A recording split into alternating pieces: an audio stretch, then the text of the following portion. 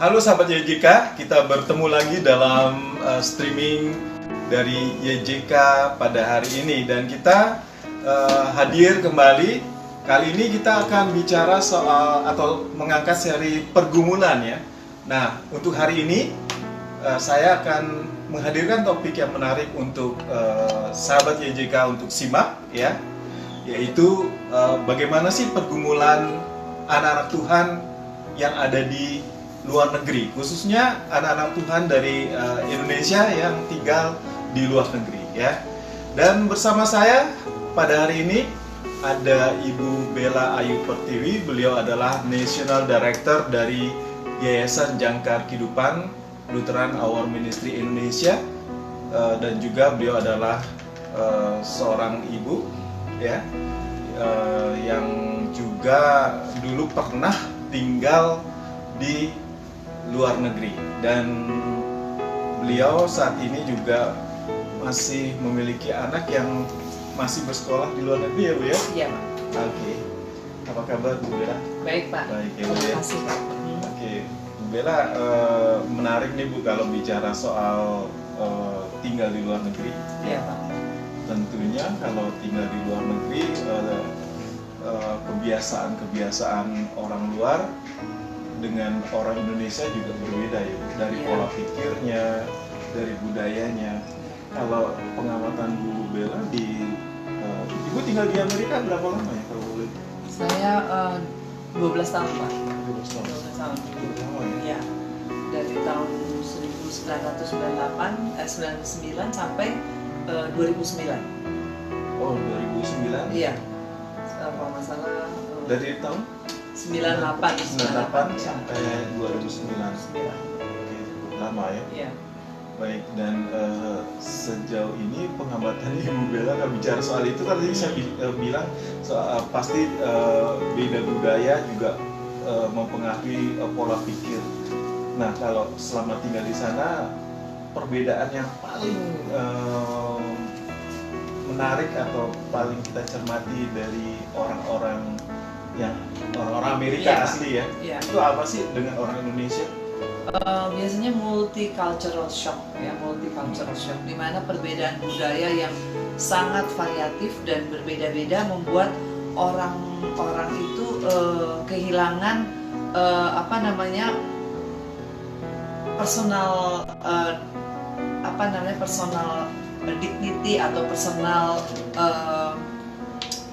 kepercayaan diri bagi mereka, sehingga mereka distract dengan kebudayaan luar ya. Akhirnya mereka tidak tahu yang mana yang yang sebaiknya mereka lakukan sebagai bangsa Indonesia di tengah pola hidup yang multicultural ya, dengan berbagai bangsa, suku bangsa, dan agama ya, budaya dan segala macam hal di sana yang menawarkan kebebasan ya, kebebasannya, di mana di Indonesia banyak hal yang tidak boleh, dilarang, tetapi di sana diberikan kebebasan seluas-luasnya. Jadi tergantung kepada masing-masing pribadi untuk menyikapi, untuk menanggapi itu. Jadi tidak ada yang merasa bersalah atau merasa terbeban ketika melakukan sesuatu hal yang bertentangan dengan etika, moral, budaya atau kebiasaan untuk negara atau bangsa ataupun firman Tuhan ya. Jadi mereka enjoy, mereka lakukan tanpa menganggap itu sebagai beban ya, khususnya kita sebagai anak-anak Tuhan, sebagai orang Kristen di negara luar ya. Nah, itu multicultural shock itu yang kadang-kadang menjadi penghambat ya sebagai orang Kristen untuk tetap menunjukkan jati dirinya sebagai orang Kristen ya. Gitu. Baik, jadi kalau di Amerika itu multicultural ya? Ya, multicultural. Jadi segala macam budaya tergabung menjadi satu. Khususnya California ya Pak. California Itu state masih yang beda ya? Iya, kalau di state Ohio atau negara-negara bagian lain mungkin banyak yang orang kulit putih saja atau orang kulit hitam saja ya. Asia. Tapi kalau di California itu Asianya banyak. Oh. Jadi banyak sekali Asia, kulit putih, kulit hitam semua jadi satu. Eropa California. ya California. Los Angeles? Ya, khususnya Los Angeles itu multi. dekat ya? Ya, Meksiko juga ada, Chinese San juga ada. Francisco. Ya Pak, jadi kebetulan saya tinggal di daerah state-nya itu San Bernardino, Los Angeles atau San Bernardino. Jadi banyak sekali multicultural. Ketika anak-anak kita masuk ke sekolah-sekolah pemerintah atau sekolah negeri, itu semua budaya masuk. Ya, jadi dari pada basicnya itu Meksiko banyak sekali ya. Jadi dan sekolah-sekolah di Los Angeles itu mewajibkan anak-anaknya untuk bisa bahasa Meksiko juga. Jadi ada pelajaran tambahannya juga untuk bahasa Meksiko. Lalu ada orang Chinese, Vietnam, Kamboja, Thailand. Ya, banyak sekali juga di sana. Lalu orang itu Asia ya. Jadi Indonesia sedikit tetapi lumayan juga banyak gitu. Lalu Eropa juga banyak juga ya. Jadi memang multicultural di California atau di Los Angeles itu benar-benar. Jadi kita sebagai anak-anak Tuhan, sebagai orang Kristen, kita harus menunjukkan jati diri kita, di mana kita harus bersikap, di mana harus kita menempatkan, di mana kita harus belajar menerima orang lain ya. Tidak hanya kita menunjukkan keakuan kita, ini loh saya, ini loh kita sebagai orang Kristen. Ya, kita memang harus menunjukkan warna kita sebagai orang Kristen, tetapi kita harus juga bisa blended ya, membaur. Tidak berarti kita mengikuti gaya hidup mereka, karena banyak sekali dogma atau sekte yang di bangsa Indonesia sendiri dilarang, tapi di sana dibuka kemungkinan luas. Jadi kita anak-anak Tuhan tuh benar-benar harus belajar mana yang baik, mana yang benar, mana yang sesuai dengan firman Tuhan, itu yang kita ambil. Dan banyak sekali orang-orang Indonesia yang sometimes nggak ngerti apa yang baik, apa yang benar, apa yang berkenan kepada Tuhan, akhirnya ikut dengan arus-arus yang tidak seharusnya. Karena tidak ada yang melarang Pak, kita comfort ya. Artinya pemerintah tidak melarang, atau budayanya juga nggak melarang ya. Jadi dimanapun saja mereka berada, mereka santai. Mereka tidak ada yang kalau di Indonesia dituding atau ditunjuk gitu, kamu tuh nggak bersalah secara sosial, itu sudah menjadi public figure yang nggak baik gitu. Tapi kalau di sana mereka enjoy saja. Gitu. Tidak ada satu hal pun yang melarang mereka. Gitu. Baru nanti istilahnya mind your own business gitu. Baik, setelah ada pelanggaran baru ditindak begitu? Iya, ketika mereka sudah melanggar atau melakukan kesalahan yang kaitannya dengan kriminal, itu baru ada konsekuensi politik, konsekuensi negara, dan itu baru mereka dan itu berakibat pada bad credit bagi personalnya. Jadi ketika mereka mau melakukan interaksi bank, interaksi rumah, keluarga, ataupun diblok sama government, ya nggak boleh, nggak bisa, dan itu akhirnya menjadi momok, dan mereka akhirnya wah nggak bisa ya. Menurunkan nilai seseorang ya, dia harus menjaga value atau nilai betul dari sekali, setiap orang ya. Ya, jadi jangan mereka sampai saya bisa melakukan kesalahan nih, nanti bisa image saya jelek nih gitu. Iya, akhirnya mereka berpikir juga begitu, tapi kalau kaitannya dengan crime Pak, dengan kriminal. Tapi kalau mereka merasa tidak berhubungan dengan kriminal ya. Tapi kalau bicara soal pajak itu kan juga kalau pajak kewajiban ya. Ya, kalau pajak juga, itu nomor satu Pak. Kalau kita sudah berbicara mengenai pajak, kemanapun itu kita akan dikejar sama pemerintah ya. Jadi tapi kalau untuk masalah seks itu bebas sebagai orang Kristen. Ya makanya banyak pelanggaran etika seks, pelanggaran suami istri ya. Jadi pelecehan sosial dan sebagainya. Jadi sebagai orang Kristen, apalagi orang tua yang punya anak-anak ya, itu benar-benar pergumulan. Kita harus menaruh moral etika Kristen. Bagaimana hidup kita sebagai anak Tuhan di negara orang, bagaimana tantangan kita sebagai orang Kristen, itu kita harus benar-benar tekankan sebagai anak-anak Tuhan di sana. Ya karena kalau enggak ya banyak sekali arus-arus luar yang membuat kita sometimes nggak tahu ini benar apa enggak ya, ini sesuai nggak dengan firman Tuhan. Ya. Gitu. Baik, dan sahabat YJK, buat Anda yang ingin bertanya, langsung saja bisa menghubungi ya. Karena kami live di Facebook dan Instagram, Anda bisa langsung komen di sini ya, di Instagram kami atau Facebook kami, silakan saja. Atau di YouTube kami, silakan saja langsung berikan komentar dan juga pertanyaan. Bagaimana mungkin Anda berminat untuk tinggal di luar negeri, dan kita bicara soal bagaimana pergumulan anak-anak Tuhan yang berada di sana ya, dari pengalaman Ibu Bella yang pernah tinggal di Amerika. Nah, jadi kalau Anda siap-siap untuk tinggal di sana atau tinggal di luar negeri, dimanapun Anda berada di luar negeri, Anda perlu menyimak ini, apa saja yang perlu Anda siapkan selain mental dan juga lain sebagainya ya, Iya, Pak. yang perlu disiapkan. Oke. Baik Bu Bella, kalau bicara soal tinggal di sana juga, kebiasaan-kebiasaan orang Amerika di sana juga, ada mungkin yang juga dicermati Bu Bella, bagaimana pola pikir orang Barat tentunya berbeda dengan pola pikir orang Asia, Iya. gitu ya, seperti kita ya. Mungkin mengenai soal ketepatan waktu, kemudian cara berpikir mereka itu yang harus cepat atau bagaimana.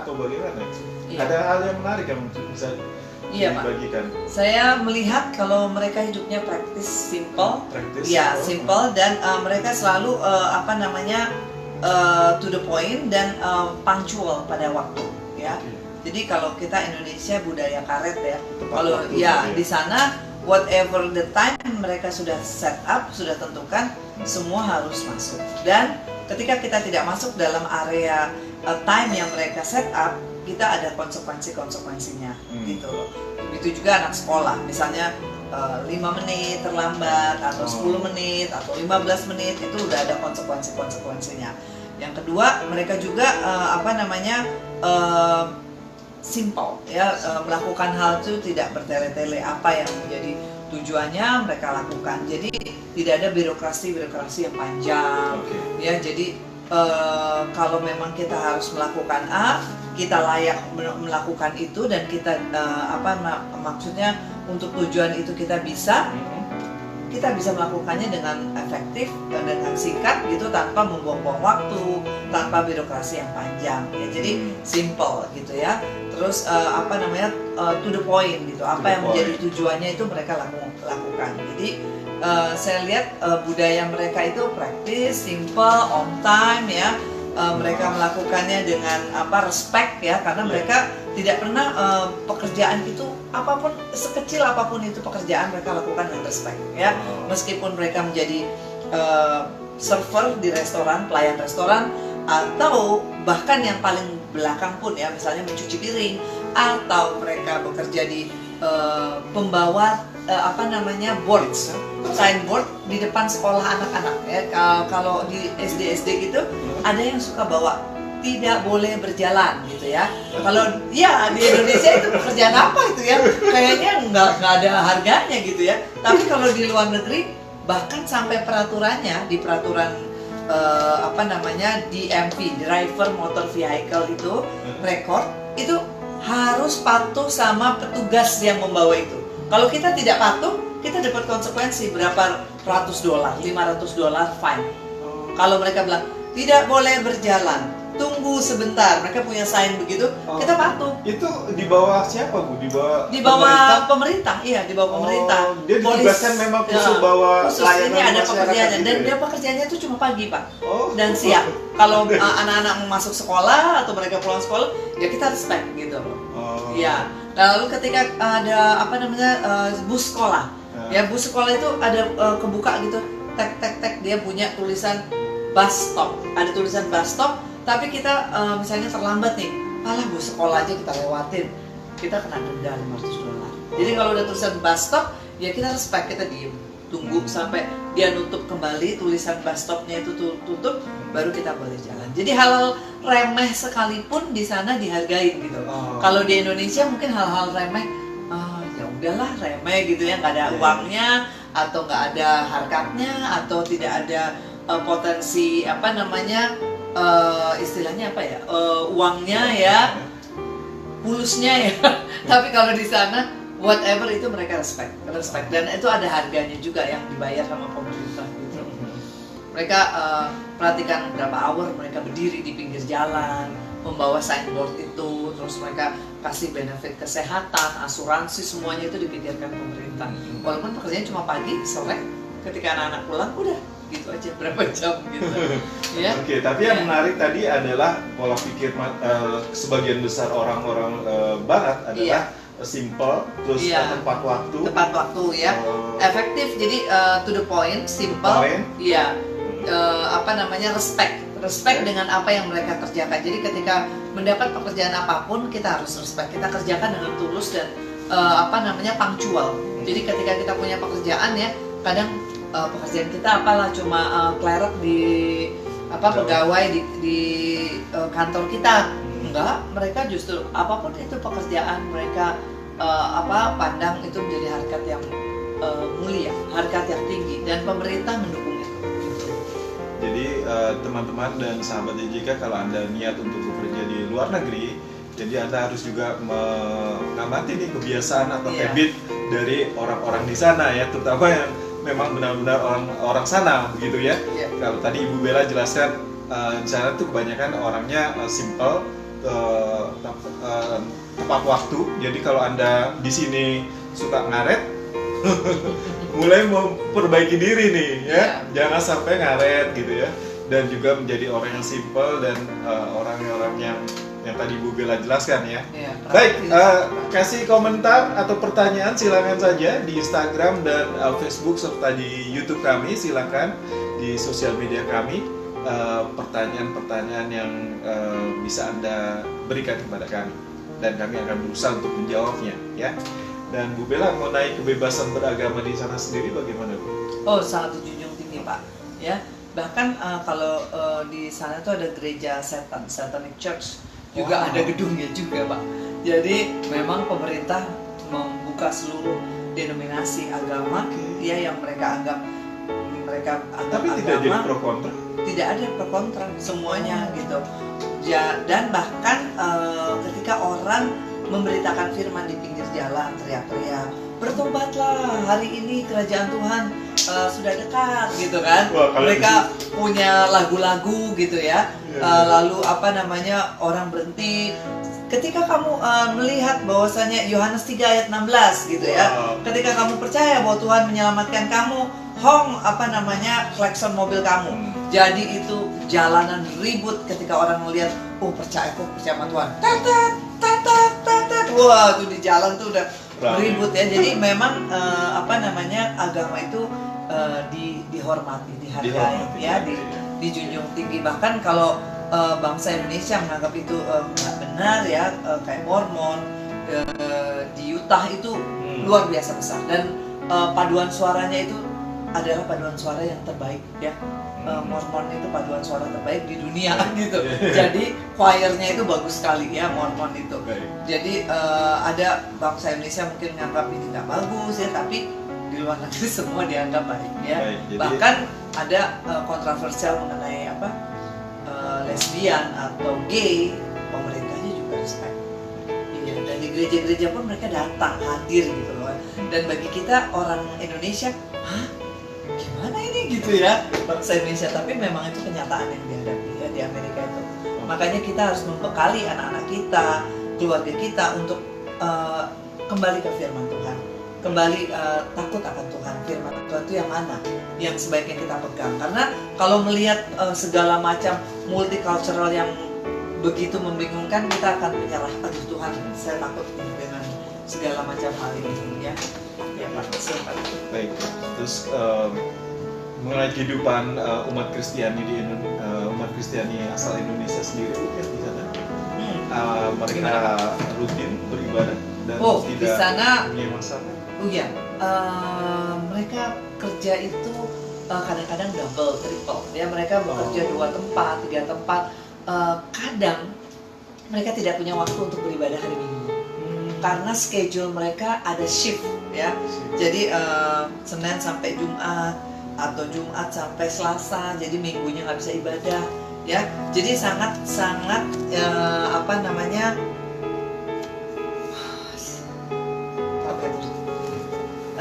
sangat apa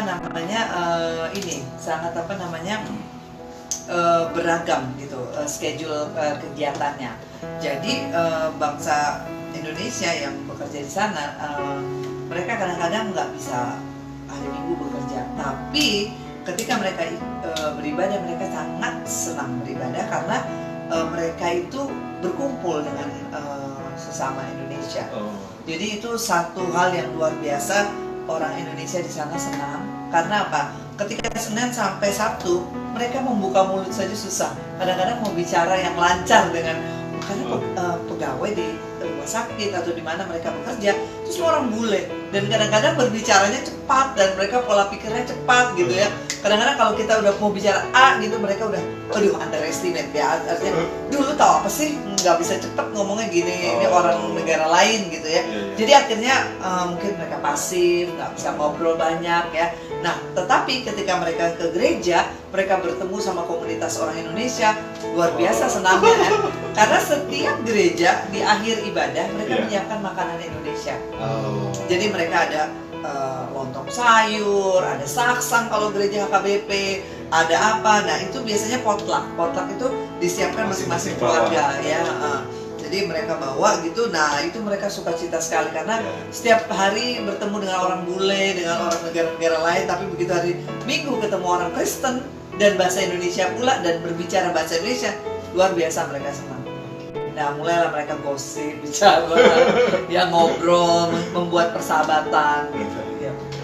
Baik, kita masih tunggu Sobat BK, silakan saja komentar Anda dan juga pertanyaan di Facebook, Instagram dan juga YouTube kami, silakan ya. Iya. Dan juga nanti kami informasikan mengenai buku-buku pergumulan, seri pergumulan yang bisa sahabat dapatkan di YJK Book Cafe di Jalan Sunan Sedayu, Rawamangun, Jakarta. Ya, YJK Book Cafe adalah toko buku rohani di bawah Yayasan Jangkar Kehidupan Lutheran Our Ministry Indonesia. Baik, dan saya sudah di depan ini banyak loh ini buku-buku, nanti saya informasikan. Tapi masih kita bicara soal bagaimana pergumulan umat Kristiani di luar negeri, dan kalau saja mungkin Anda berminat untuk tinggal di sana, Anda juga perlu menyimak obrolan kami pada siang hari ini ya. Oke, Bu, tadi bicara soal umat Kristiani di sana, awal Ibu tinggal di sana, kesulitan nggak Bu untuk beradaptasi? Gitu? Pada awalnya kami susah ya karena kita masuk ke gereja bule yang komunitasnya orang asing ya, orang kulit putih, kulit hitam ya, tetapi kemudian ada beberapa teman yang mengajak kami ke gereja dan kemudian saya langsung aktif di situ. Saya langsung masuk jadi koordinator guru sekolah minggu. Ya di situ kemudian saya bikin majalah atau kayak vlog gitu untuk kegiatan-kegiatan gereja kita ya. Jadi pada saat itu benar-benar aktivitasnya ya di gereja. Dulu saya aktif di gereja HKBP di California. Jadi karena nggak tahu gereja lain ya di sana ya. Dan kemudian itu 2009 ketika saya tinggal itu gereja itu masih satu ya. Tapi ketika saya kembali lagi kemarin itu gereja HKBP itu sudah terpecah jadi 5. Jadi 5. Jadi mereka tuh kadang-kadang banyak gereja-gereja itu menunjukkan keakuannya gitu loh. Saya sanggup, saya mampu, saya bisa gitu ya. Karena mereka masyarakat Indonesia yang hidup di luar negeri itu biasanya dilihat dari income, Pak. Dilihat dari income. Jadi kadang-kadang di gereja-gereja Indonesia ya, khususnya gereja Indonesia, mereka lihat oh ini pekerjaannya bagus gitu ya, statusnya bagus gitu, terus hasilnya income-nya bagus juga gitu. Jadi akhirnya sometimes keakuannya gitu saya lebih penting, saya lebih utama gitu kan. Kembali lagi ke firman Tuhan ya. Bagaimana ya kita harus dahulu mendahului dalam memberi hormat, menganggap yang lain lebih penting daripada diri sendiri ya, saling merendahkan diri ya. Nah itu kadang-kadang susah diaplikasikan karena ketika bermajemuk ya, bermajemuk dengan apa namanya komunitas kita akan menjadi apa namanya menunjukkan keakuan kita, keegoan kita ya. Saya mampu, saya bisa gitu. Nah kita semakin melihat Kristus sebagai pola pikir kita, sebagai pola pandu kita, gimana kita saling merendahkan hati ya.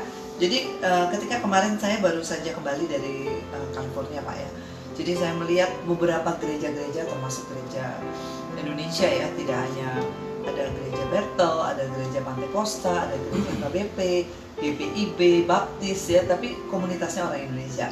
Saya hadir ke sana ya, mereka jumlahnya nggak terlalu banyak Pak, jumlah mereka itu paling banyak 30 atau 35 ya.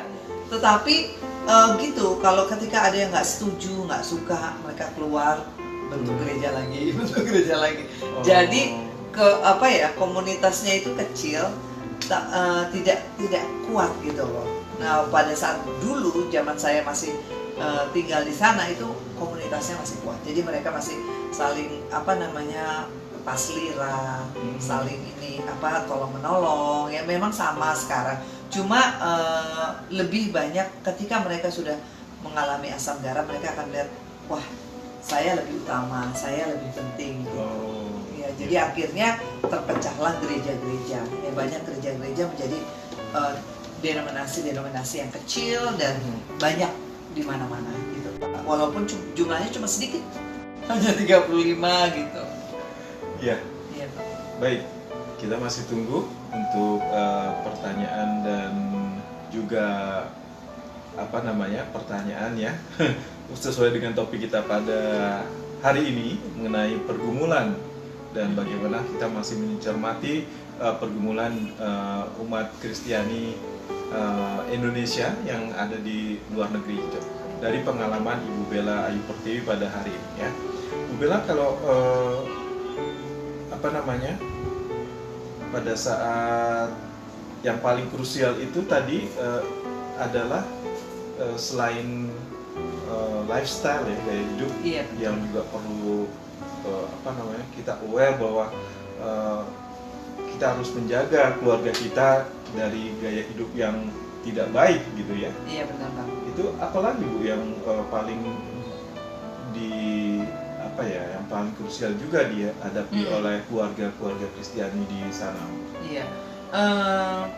Saya rasa memang lifestyle itu penting ya Pak ya, bagi kita itu kita harus aware bahwasanya itu adalah pola pikir yang apa namanya kurang baik ya kalau menurut saya. Jadi gaya hidup kita itu disanjung dengan apa namanya segala macam propaganda shopping yang begitu murah di Amerika Pak.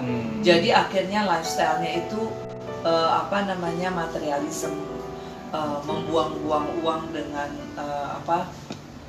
dengan cara diskon ya, dengan cara apa namanya harga murah, itu sudah menjadi habit orang-orang di Indonesia di sana ya. Dimana memang ketika di Indonesia kita jarang menemukan itu, tapi ketika di sana segala macam brand dengan harga yang murah, kita compare ke kurs rupiah gitu ya, wah ini murah banget ya dibanding di Jakarta gitu. Lalu akhirnya hal-hal yang tidak penting pun dibeli ya. Akhirnya konsumerisme tinggi dan barang-barang tersebut menjadi pile up, menumpuk di rumah, dan beberapa musim mereka pakai tidak mereka tumpuk, bahkan akhirnya tidak dipakai gitu. Contohnya, aduh ini saya beli baju nanti ya tunggu saya kurus, tapi nggak kurus-kurus, akhirnya nggak dipakai juga, akhirnya dibuat jadi apa namanya ya sale ya. Lalu masuk lagi ke contoh kedua, misalnya mereka beli sepatu brand gitu ya, tapi mereka udah punya 5 pasang, tapi mereka beli juga ya, akhirnya kredit card yang menumpuk karena di sana semua pakai kredit card Pak. Possibility debit nggak terlalu, tapi kredit card itu build their credit ya. Karena pemerintah percaya ketika kita bisa membayar hutang Oh. Gitu konsep pemerintah Amerika gitu. Jadi Wow. kalau kita bisa bayar hutang, ya jadi dengan kredit card, pemerintah banyak memberikan kemudahan buat kita. Ketika kita mau nyicil rumah, ketika kita mau beli mobil, ketika kita mau melakukan wisata ke luar negeri, atau itu semua dimudahkan dengan kredit card, ya. Iya, Jadi kredit card itu dibuild dengan hutang yang kita bikin. Jadi kita itu diajak sama pemerintah untuk ayo mari berhutang gitu kan. Serem banget Istilahnya ya. begitu ya. Kalau Tapi nggak bisa menjaga itu makanya ini saya serem bilang juga nih, tinggal di lifestyle sana, itu yang lifestyle-nya. yang kita tekankan ya. Kita tidak Oke. bisa mengikuti. Konsumerisme ya. Dan kemudian banyak sekali warga negara Indonesia yang bahkan dari tanah Batak langsung ya. Istilahnya BTL, Batak tembak langsung itu dari desanya ke California. Jadi wah, ini mereka tidak bisa bahasa Indonesia, bahkan cuma bisa bahasa Batak dan bahasa Amerika, bahasa Inggris Oh. gitu. Ya, jadi ketika ditawarkan hal-hal yang murah, mudah gitu ya, akhirnya banyak banget yang konsumerisme itu menjadi hal yang biasa gitu. Jadi makanya kita sebagai anak-anak Kristen, kita kembali lagi ke firman Tuhan. Ya, di mana yang baik, yang benar, yang sesuai dengan firman Tuhan itu yang kita lakukan. Kita mengasihi Tuhan dengan segenap hati, ya, dengan tidak membanggakan konsumerisme sebagai sesuatu yang penting dan dianjurkan. Konsumerisme, kemudian free sex, materialisme ya. Ya. Terus belum lagi keimanan kita hingga diuji ya, Bu ya. Iya, benar. Jadi banyak sekali tantangan kita sebagai orang Kristen karena Iya. tidak ada yang melarang, Pak, ya, Iya. kecuali kita berhubungan dengan kriminal. Ah. Jadi semua diluaskan. Ayo silahkan kamu mau melakukan A, B, C, silahkan. Di pemerintah menghargai banget. Iya. Makanya saya bilang pekerjaan serendah apapun di sana dihargai dan harganya juga mahal. Iya. Gitu. Kalau kita bilang sekarang di Amerika minimal income per jam untuk semua buruh dan semua pegawai itu $16 $16 per jam. per jam. Iya, Wow, jadi- per jam ya. Iya, jadi kalau kita mau kerja misalnya di restoran di mana, ya udah ketahuan itu California District itu $16. Jadi yang membayar di bawah $16 itu dia dapat sue dari pemerintah, atau pemerintah akan bisa istilahnya membuat peringatan atau Seperti menghukum UMR-nya. UMR-nya gitu. Ya. Per jam tapi Per Pak. jam. Iya. Iya. Wah, tertarik? Silakan saja. Bukan saya mengajak loh nih ya. Kita obrolan ini cuma memberikan informasi Iya. bagaimana umat Kristiani jika berada di luar negeri ya, bagaimana Iya. menyikapi. Dan kita masih dalam seri pergumulan, dan bicara soal pergumulan, kami punya buku-buku seri pergumulan yang cukup banyak yang bisa sahabat YJK dapatkan di YJK Book Cafe ya. Iya. Ada promo diskon yang menarik mungkin. Dari YJK sendiri kita masih memberikan 50% buku-buku Oh, YJK. 50%. Ya, untuk buku YJK ya. Buku YJK kita berikan 50%. Dari partner lembaga lain belum ada, Pak. Ya. Tapi bisa dibacakan itu, Pak. Ini Iya. untuk Ini menemukan berkat seorang bapa, Ya, The Cry of a Lost Generation Ya. ya, dari Those Stranger.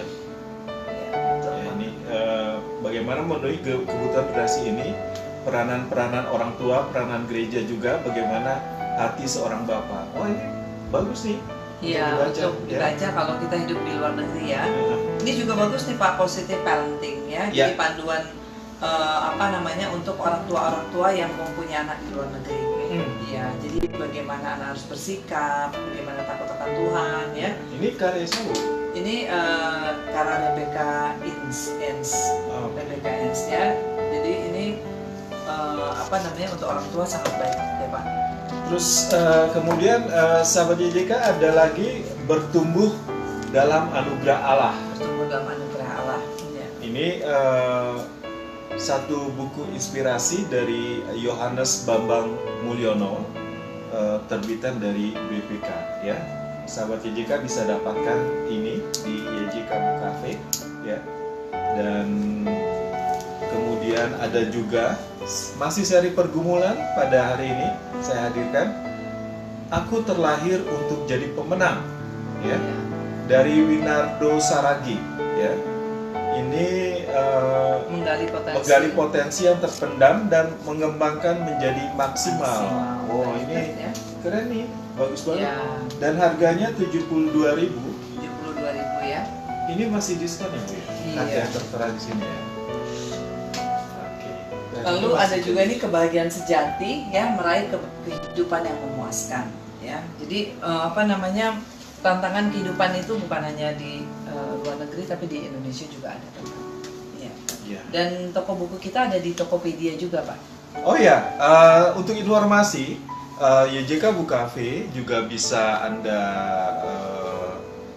dapatkan atau bisa Anda temukan di Tokopedia, ya. Dengan Anda langsung search atau cari di Tokopedia YJK Bookstore, ya. Dan secara offline Anda bisa datang langsung ke Jalan Sunan Sedayu, Rawamangun, Jakarta Timur, ya. Ada nomor teleponnya 021 296 88445, ya. 021 296 88445. Sementara kalau Anda ingin chat melalui WA bisa menghubungi 0853 10 56 8008, ya. 0853 10 56 8008. Atau juga bisa melalui WA kantor kami di 0821 2339 9178, ya.